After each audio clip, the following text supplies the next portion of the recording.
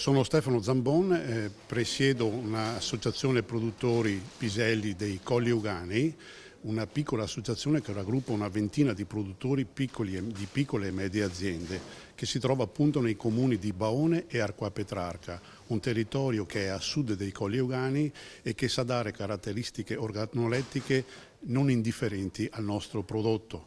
Si tratta di una zona che ha particolari attitudini vista la tipologia del terreno e di derivazione vulcanica che appunto sa dare caratteristiche di rilievo organolettiche al nostro prodotto. Non puntiamo alla grande distribuzione, facciamo un prodotto di piccole dimensioni diverso da quello che si trova nel mercato tipico dei piselli. È un pisello riscoperto che è di piccole dimensioni, a seme rugoso, che sa dare caratteristiche di dolcezza uniche. Il nostro primo obiettivo è la primizia e già con le coltivazioni, con le semine autunnali riusciamo ad arrivare nelle tavole verso metà aprile con i nostri bisi. Da qualche anno è forte la nostra sinergia con il mondo della ristorazione, per cui ci sono innumerevoli iniziative sui vari locali, sui vari ristoranti dove vengono appunto utilizzati i nostri bisi. La Proloco di Baone organizza insieme all'Associazione Bisi la festa dei bisi. Siamo arrivati alla 19ª edizione. Questa festa inizia venerdì 19 maggio e per 2 weekend a Baone ci sarà questa festa nella quale si può degustare specialità a base di bisi in uno stand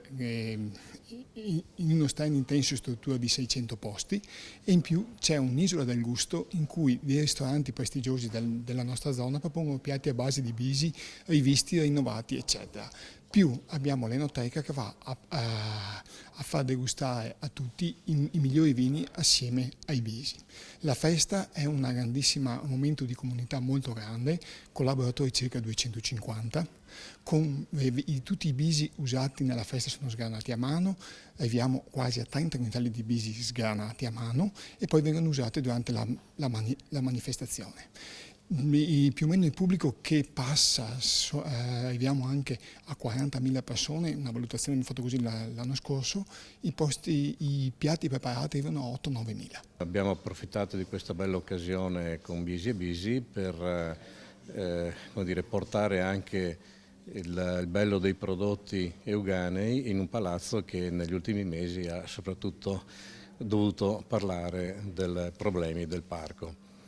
Veniamo anche freschi da una manifestazione che si chiama Vulcanei, che vuole proprio rappresentare il tema dei prodotti di terra vulcanica.